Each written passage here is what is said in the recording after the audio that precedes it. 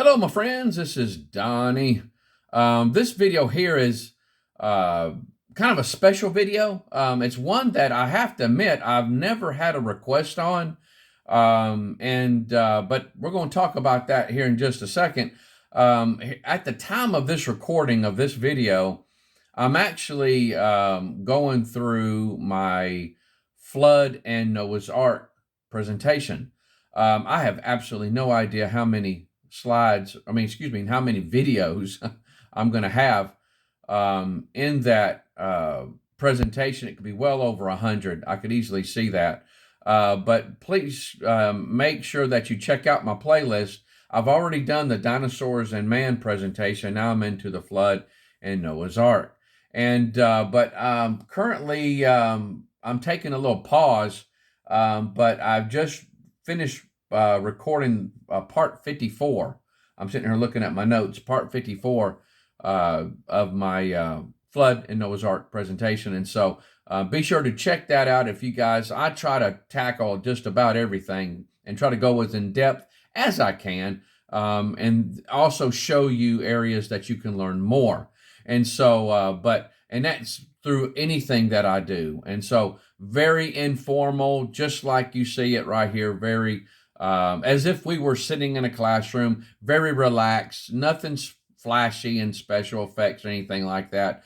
Just trying to give some good information out there to those that do believe. Those that do believe. I'm not arguing with evolutionists and atheists and stuff like that. They made their choice. They made their choice. And so if they're a little confused, maybe they just want an answer, I welcome them. But if they want an argument and debate, go somewhere else. There's plenty of other people out there that would love to debate you.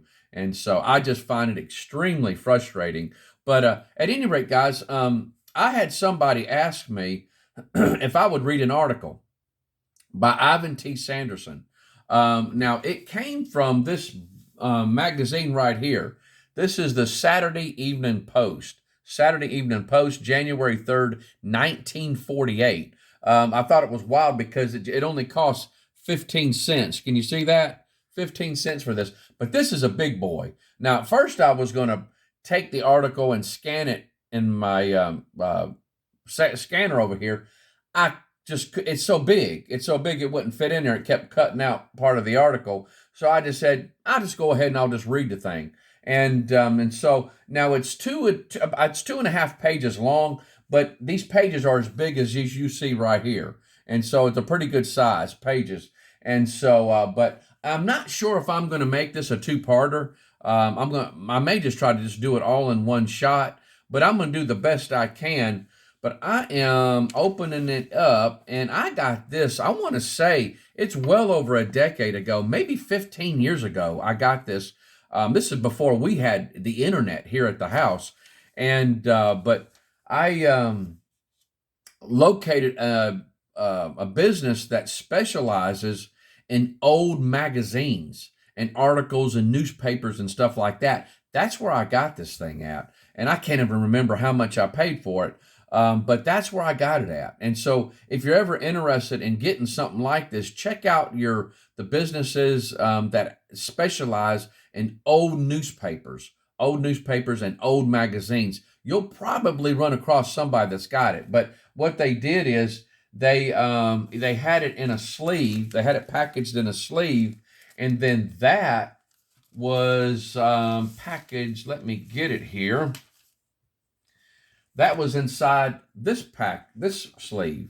And so I guess you could put part of the magazine in one part and part of the magazine in the other part if you wanted to display it somewhere like that. But I just put this where the whole magazine just slipped in, and then I kept it. I keep it in that, and then I keep it hidden away under some other things. And now I have some other extremely old articles like Scientific American, the Bolivian Saurian. You'll hear me talk about that in the Dinosaurs and Man. I have that one. Now that one is a real prized possession. And so that one I have between cardboard, pinched between cardboard to keep that thing. And it's in and also a sealed plastic sleeve. huge. Evidently, they just like to have big magazines back then, and so, but way back, and so, but at any rate, what I'm going to do is this article here, and I'm going to try real hard not to mess this thing up, is called "There Could Be Dinosaurs." If you'll see that, "There Could Be Dinosaurs." That's the article.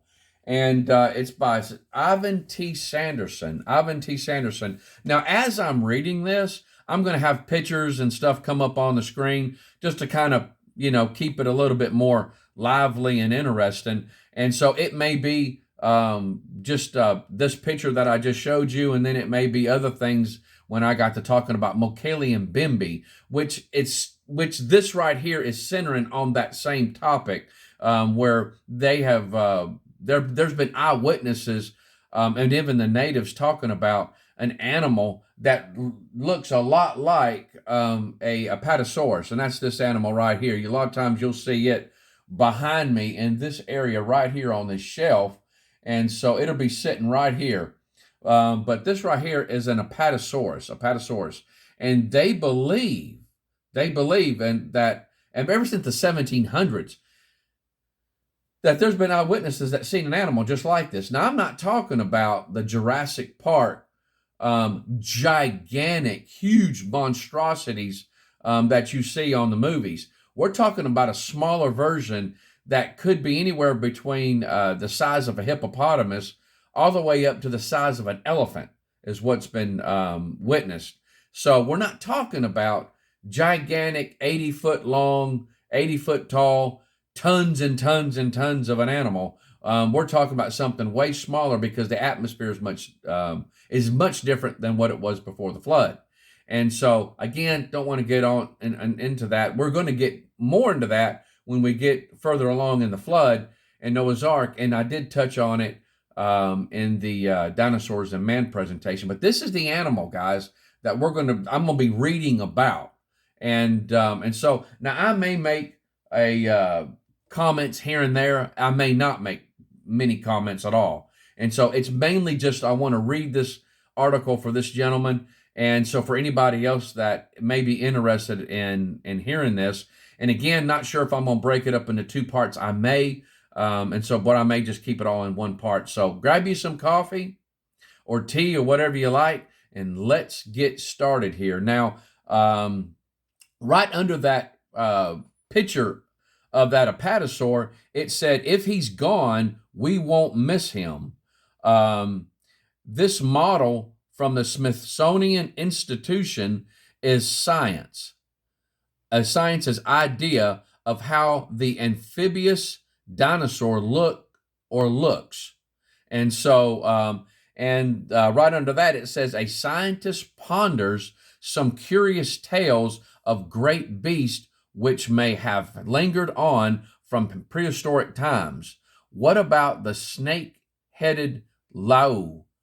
And how do you explain the four-tour, what is it, that devours elephants and hippos?" And so now, I'm not saying I'm the greatest narrator or reader, but I'm going to do the best I can, my friends, and to get the job done. But again, "There Could Be Dinosaurs" by Ivan T. Sanderson. There is a very curious business going on in Africa that merits careful consideration and a good airing. The mere thought of it is an abomination to scientists, but it is a matter that never fails to excite our imagination. It revolves around the question, doubtless born a wishful thinking, that all of us have probably at one time or another asked ourselves, namely, could there be a few dinosaurs still living in the remote corners of the earth? We really have nothing but negative evidence to warrant our stating that the dinosaurs are extinct. While astonishing as it may seem, there are apparently quite a few people who actually believe that they still exist. The evidence they present, moreover, is positive, though even they cannot deny that it is purely circumstantial. Much of it may probably and quite justifiably be disposed of as wishful thinking, as examples of mistaken identity, scientific overenthusiasm, native stupidity, or even bad liquor. But there are some things like the tuatara, a 2-foot lizard-shaped creature from New Zealand, and some millions of crocodiles that cannot be gainsaid, for they are just as real as the elephants in our zoos and the cattle in our fields. All the facts, moreover, are on record. So let us examine them, beginning with what will probably be regarded as the lunatic fringe. A well known South African big game hunter delighting in the same, delighting in the name of Mr. F. Gobbler returned from a trip to Angola and announced to the Cape Town newspaper, the Cape Argus, that there was an animal of large dimensions, the descriptions of which could only fit a dinosaur, dwelling in the Dololo swamps and well known to the natives as Chippewa.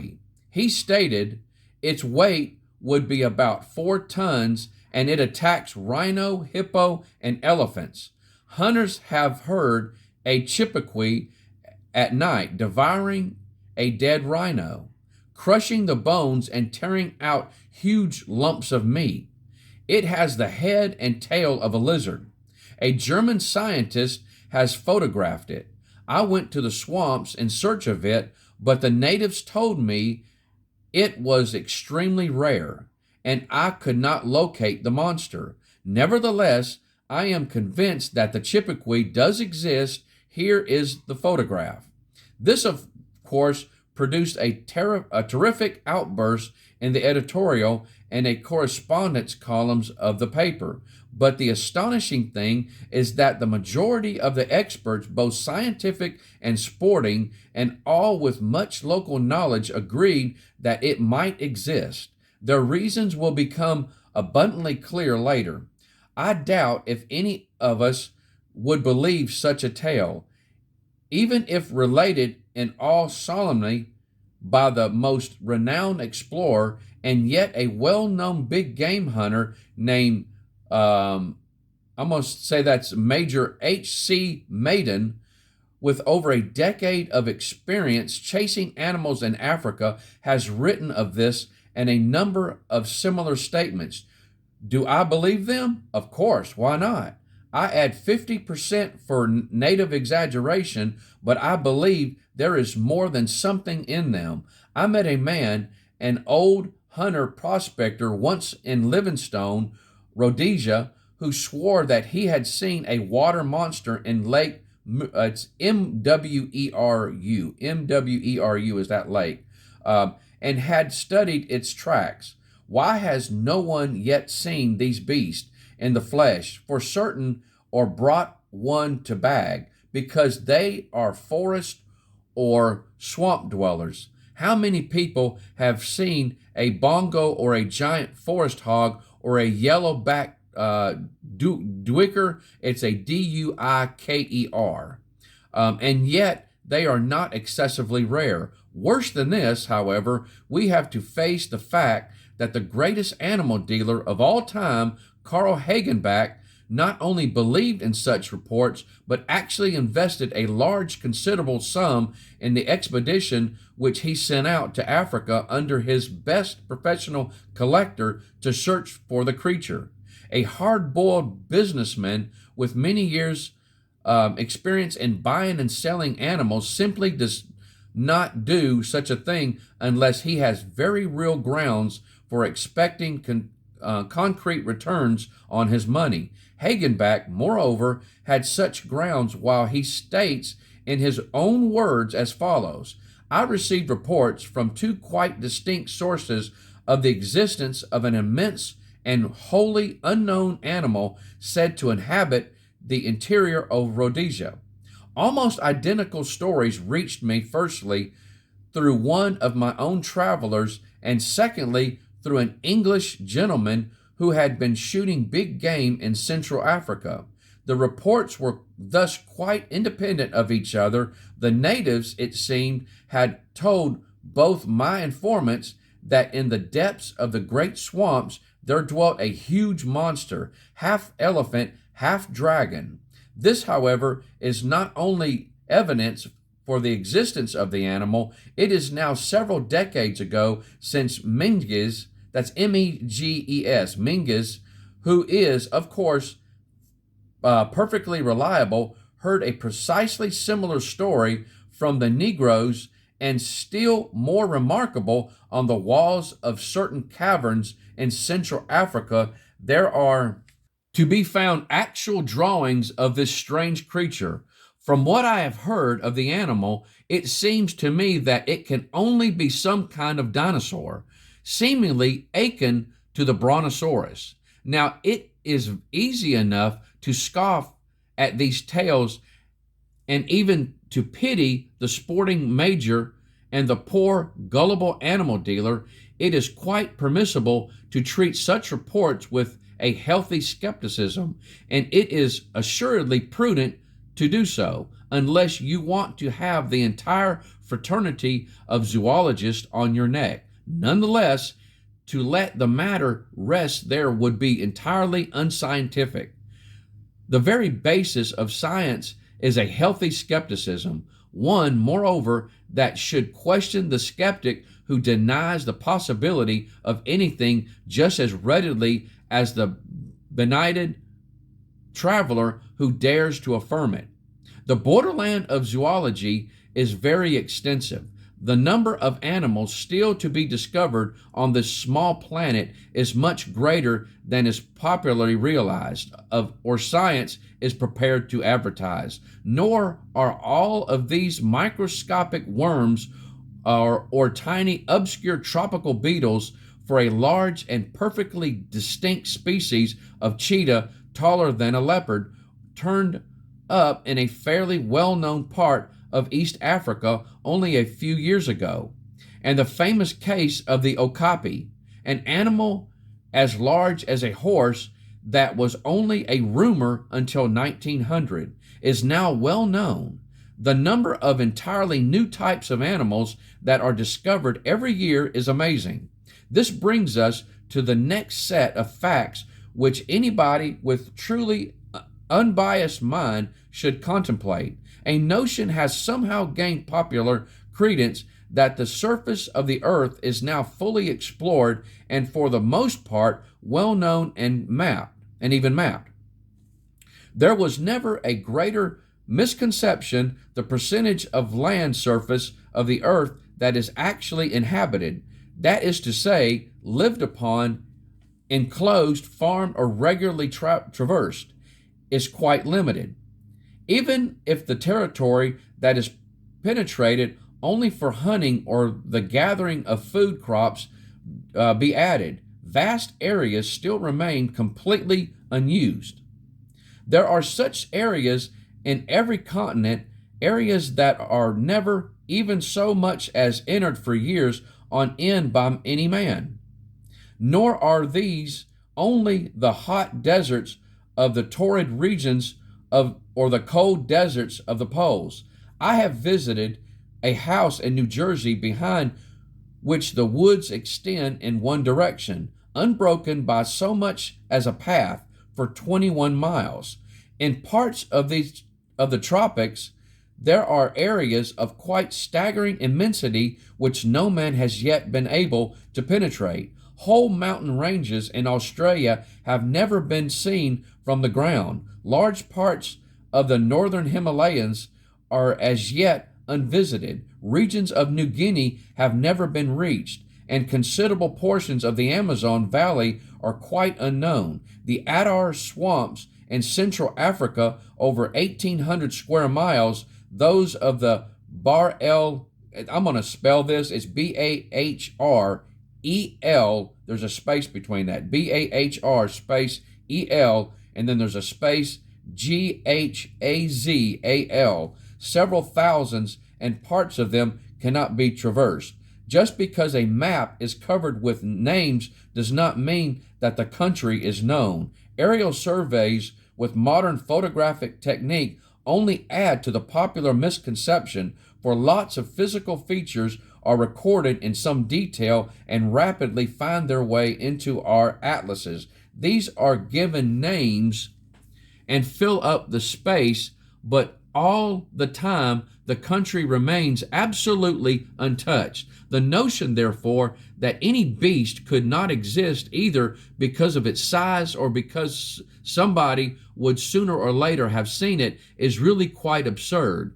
There might easily be creatures as big as elephants living in some profusion in, say, the back of Dutch Guyana. It's Guiana, which is now only 17 hours flight in a commercial plane from Miami. Such animals might have been well known to several thousand people for hundreds of years, but their presence would still be unsuspected by us, for none of the Amerindians who from aerial surveys are known to exist in that area has ever come out or even been seen by anybody from outside. Another fact that is often not sufficiently appreciated even by experts is the extraordinary selectivity displayed by many animals in choosing their place of abode.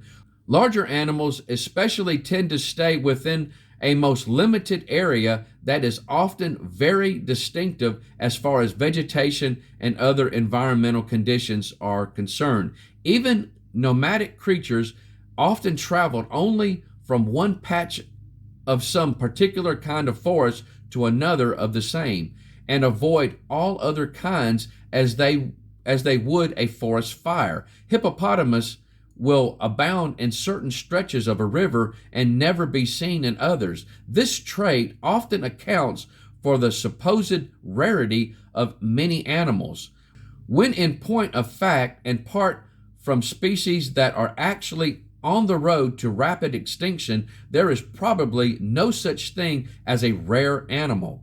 It is merely a question of finding where it lives and how it lives. And in that place, it will prove to be quite common. Any creature living in a tropical swamp surrounded by dry jungles would always stay there, and if that swamp could not be penetrated by man, might never be seen in such a swamp of 2,000 square miles extent. Many very large beasts could lurk. The possibilities become even greater if the animal in question be semi-aquatic. And it is interesting to note in this connection that all the accounts of as yet unidentified beasts which sound like dinosaurs are of swamp creatures that retreat into the water when alarmed. The vastness of Africa is a byword and can be attested by thousands of wartime flyers, but to be really appreciated, it has to be seen from the ground. Also, it is only on the ground that one comes to understand the true nature of the tropical forest and swamplands. A companion and I spent a full 5 minutes peering into quite a small patch of bushes, trying to see an animal apparently about as bulky as the two of us put together, that we could actually hear breathing. We never did see it, even when it took fright and left, making about as much noise as a light tank. On another occasion, I was in a canoe among reeds in Africa, and after looking up at the sun ahead to take my bearings, bent down to pick up a cigarette. When I looked up again, there was a full-grown bull elephant almost on top of me. As I watched, quivering, it sank down behind the reeds, and although I immediately stood up in the canoe so that I could almost see over the swamp, I never even heard the vast beast again, nor did I see such as a single reed move. This was only a mile from a native village of 2,000 souls and in an area where elephants had not, as far as I could learn, been seen within living memory. Small wonder then that the residents of Africa, and especially those who have hunted big game in more distant parts, do not readily scoff at these tales which provoke us to so much laughter. Tales such as that brought out of the Congo by a certain Monsieur Lepage in 1920. This man returned from a hunting trip and announced that he had come upon an extraordinary animal of great size in a swamp. It had charged him, making a snorting noise, and he had fired wildly, but seeing that it did not halt, he had retreated precipitately. When the monster abandoned the chase, he turned and examined it through a pair of binoculars for some considerable period. He stated that it was 8 meters, about 26 feet long, had a long pointed snout, a short horn above the nostrils, and a scaly hump on its shoulders. The forefeet appeared to be solid, like those of a horse, but the hind feet were separated into digits. The most astonishing thing about these reports, however, is not so much their prevalence as the widespread points of their origin. Here again, our modern atlases are very misleading because the practice, born quite properly of necessity, of squeezing the whole of Africa onto one page gives the impression that the Cameroons are not really very far from the Upper Nile. The distance is actually 1,600 miles, and the territory in between is a vast land of forests, swamps, and savannas. The natives on one side have no connection whatsoever with those on the other, and yet very similar stories are rife at both extremes. These native tales are to be met with throughout the equatorial rainforest belt from Gambia, in the west to the Nile. In the east and south to Angola and Rhodesia, Carl Hagenbeck's collectors picked them up in Liberia. And the leader of a German expedition to the Cameroons in 1913 made a very interesting report which has never been published in full, but which has been quoted by several others. In widely separated areas, he collected descriptions of an alleged beast named the Mokele Mbembe from experienced native guides who could not possibly have known each other. His description states the animal is said to be of a brownish gray color with a smooth skin, its size approximating that of an elephant, at least that of a hippopotamus. It is said to have a long and very flexible neck and only one tooth, but a very long one. Some say it is a horn. A few spoke about a long muscular tail like that of an alligator. Canoes coming near it are said to be doomed. The animal is said to attack the vessels at once and to kill the crews, but without eating the bodies. The creature is said to live in the caves that have been washed out by the river in the clay of its shores at sharp bends. It is said to climb the shore even at daytime in search of food. Its diet is said to be entirely vegetable. This feature disagrees with a possible explanation as a myth. The preferred plant was shown to me. It is a kind of liana with large white blossoms, with a milky sap and apple-like fruits. I'm going to spell this out. At the Ssombo River, I'm going to say Sambo River, I was shown a path said to have been made by this animal in order to get at its food. The path was fresh, and there were plants of the described type nearby. But since there were too many tracks of elephants, hippos, and other large mammals, it was impossible to make out a particular spore with any amount of certainty. Now, that plant that they're talking about is the Malumbo plant. Going on.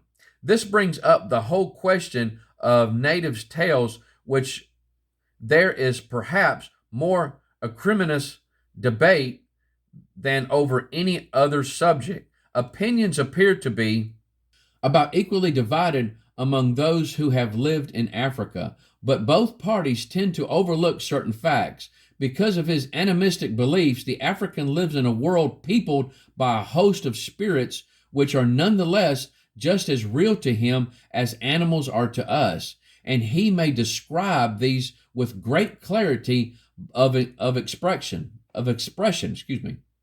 However, we must at the same time place against this the African's customary and remarkable knowledge of the natural history and the fact that usually he not only has a name for all the animals in his country, but also knows their habits and their slightest variations in great detail. The African can, however, develop a maddening habit of exaggeration or even outright fabrication if he desires to please an inquiring foreigner. Against this, in turn, must be placed his very widespread reluctance to publicize anything in his territory that might conceivably be of value to the outsider, lest, as he has learned from unhappy experience, a new tax immediately be clapped upon it. If you do get a tribal African's confidence and he starts to talk about animals as opposed to the spirit creatures of his country, it is well worthwhile to listen intently, for it must not be forgotten that certain Africans always contended that mosquitoes had something to do with malaria, a fact we proved only quite recently. Others similarly talk about the okapi for a very long time before it was actually shot by a white man.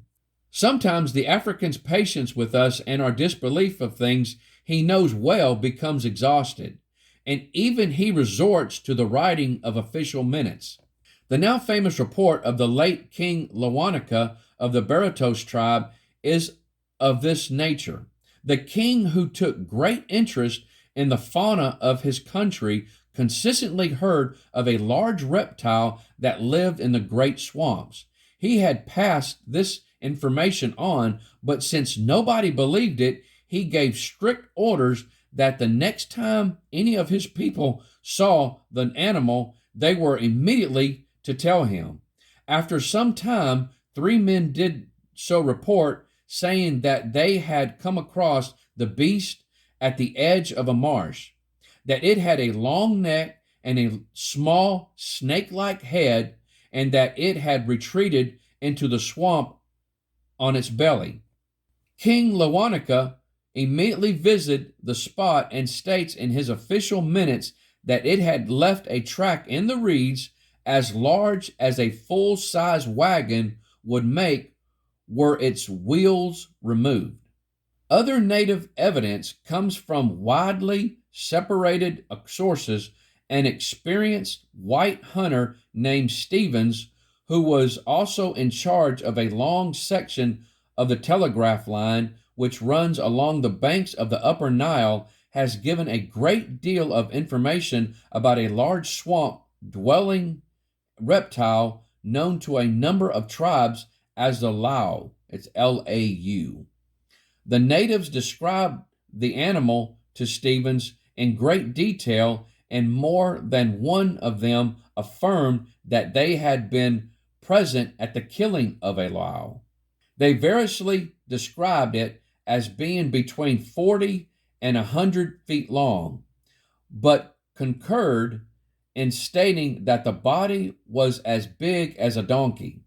that it was dark yellow in color, and that it had a vicious snake-like head with large tentacles or wiry hairs with which it reached out to seize its prey.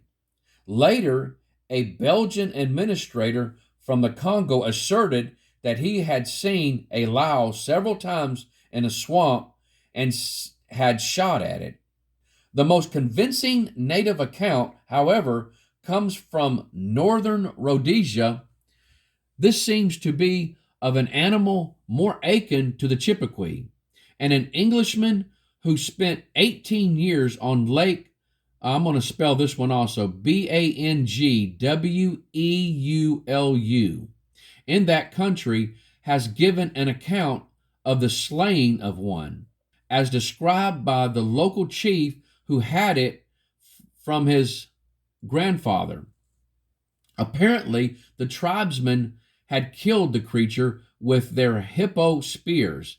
It had a smooth, hairless, dark body, and the head was adorned with a single white ivory horn. The story was firmly rooted in local tradition, and the Englishman in question believed in the existence of the animal, for he reports that a retired local administrator had heard some very large animal splashing in a lake in the nighttime, and had the next morning examined large unknown spoor on the bank. The mention of a single ivory horn brings us to a whole set of most interesting facts that were assembled from quite another source. Some years ago, the excavation of the famous Ishtar Gate of Babylon by the German professor Robert Koldewey, that's Koldewey, brought to light a number of startlingly realistic bas reliefs of a dragon-like animal with curiously mixed features. It had a scaled body, long tail and neck, hind feet of a bird, and forefeet of a lion, and a strange reptilian head sporting a single straight upright horn like that of a rhinoceros, wrinkles under its neck, and crests like a modern iguana lizard, with a very pronounced serpentine tongue.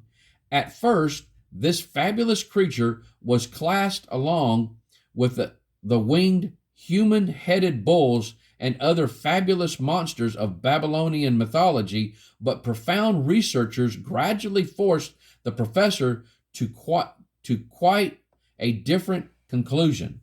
The creature had the name of the Sirrush, that's Sirrush, and the priests were said to have held it in a dark cavern in the temple. It was depicted on the walls of the Ishtar Gate in great numbers and association with a large ox-like animal, which is now known to have been the extinct aurochs, and very definitely a real animal. When analyzed, allowing for some considerable Babylonian artistic license, the strangely mixed characters of the Sirrush appeared to be much less fabulous than had at first been supposed, and despite his solid Teutonic background, Professor Koldewey became more and more convinced that it was not a representation of a mythical creature, but an attempt to depict a real animal, an example or examples of which had actually been kept alive in Babylon in very early days by the priest. After much searching in the depths of his cautious scientific soul, he even made so bold as to state in print that this animal was one of the plant-eating, bird-footed dinosaurs, many types of which had by that time been reconstructed from fossil remains. He further pointed out that such remains were not to be found anywhere in or near Mesopotamia, and that the Sirish could not be a Babylonian attempt to reconstruct the animal from fossils. Its characters are, as shown in Babylonian art from the earliest times, had not changed and displayed great detail in scales, horns, wrinkles, the crest, and the serpentine tongue, which taken together could not all have been just thought up after viewing a fossilized skeleton. On further analysis, the Sirish seems to display characteristics of the Chippewa of Lake Bang. I'm going to spell this again. It's Bangweulu, of Monsieur Lepage's Beast from the Congo, Carl Hagenbeck's half elephant, half dragon, and of the Mokele Mbembe, and even of the Lau, that's that Lau.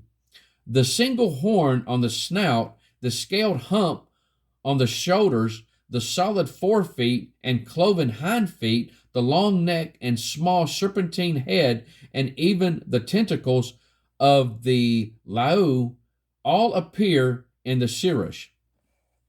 The final link, however, is that one of Carl Hagenbeck's collectors picked up in Central Africa in the locality where the Chippewa tales are most prevalent, some glazed bricks of the exact type used in the construction of the Ishtar Gate, and which are, as far as we know, unique to that time and country.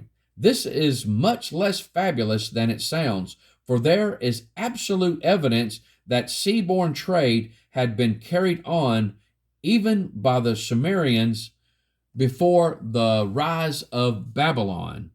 Between Mesopotamia and the east coast of Africa, which was called, I'm going to spell this, it's Melukhkha, and was said to be inhabited by Samudi, meaning black men.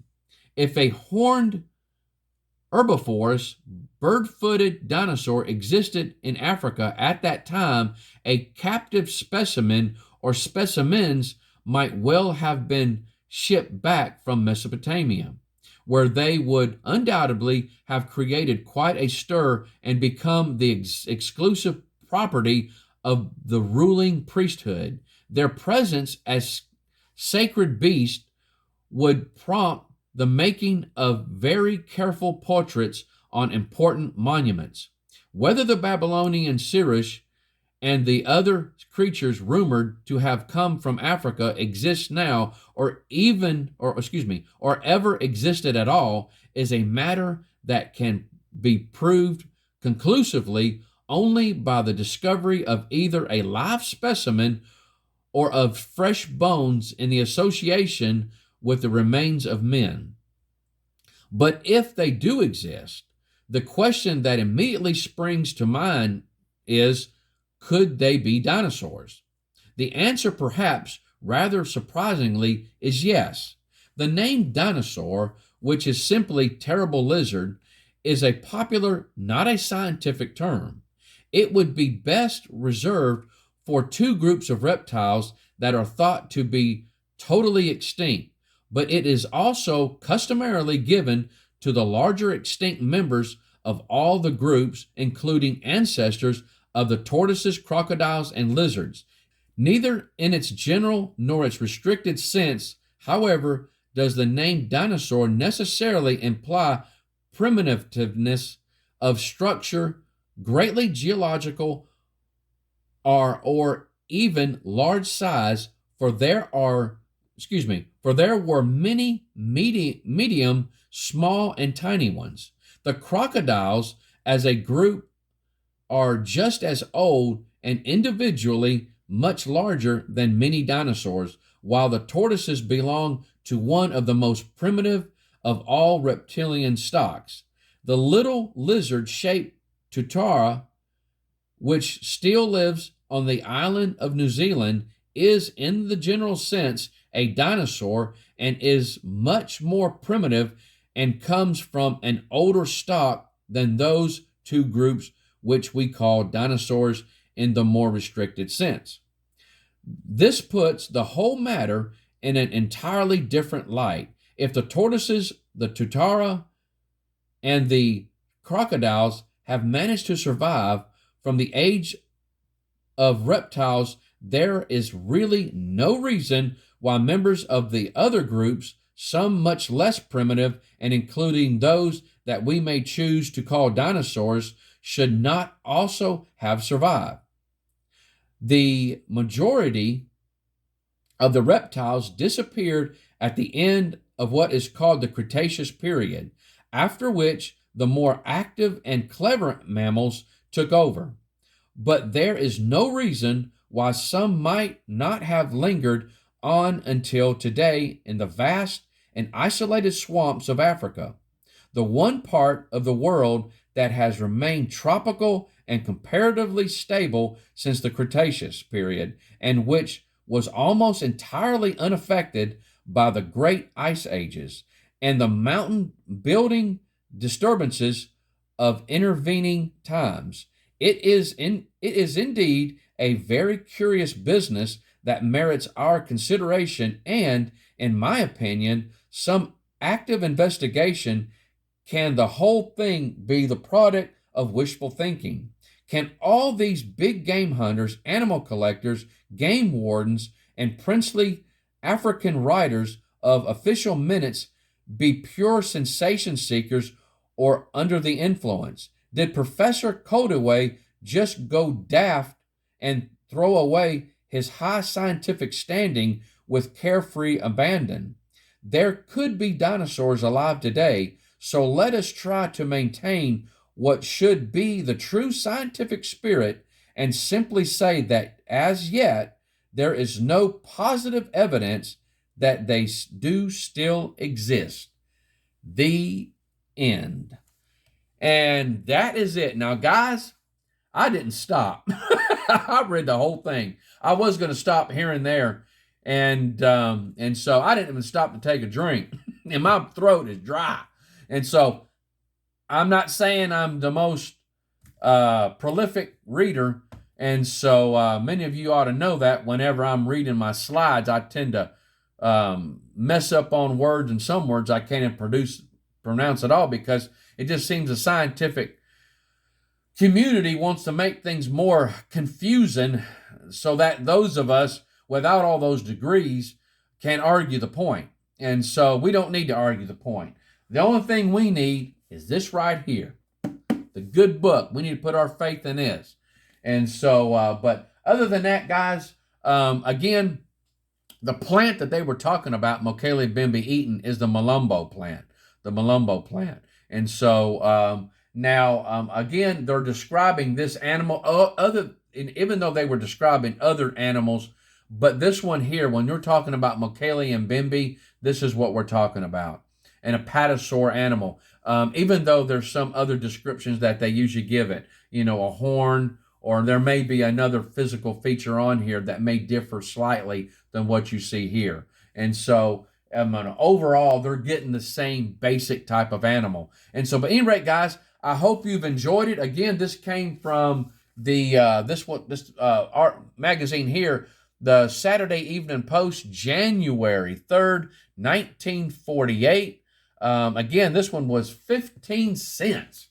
And so by that one article by Ivan T. Sanderson, There Could Be Dinosaurs. And so, but again, if you want to try to get you one of these, all I did was get up with the old antique magazines and stuff, tell them what you're looking for. And so it didn't take them long. And I didn't really pay a whole lot for this. Of course, it's been 15 years ago. But I want to say it was under $30, maybe if that. And so I'd have paid $50 to $100 for it. And so at the time to get the article. So whenever I'm going through my presentations, it's always good to have the actual article. And so, to show people and stuff like that, yeah, this stuff, was reported, and this is real stuff, not just something we're making off the top of our head.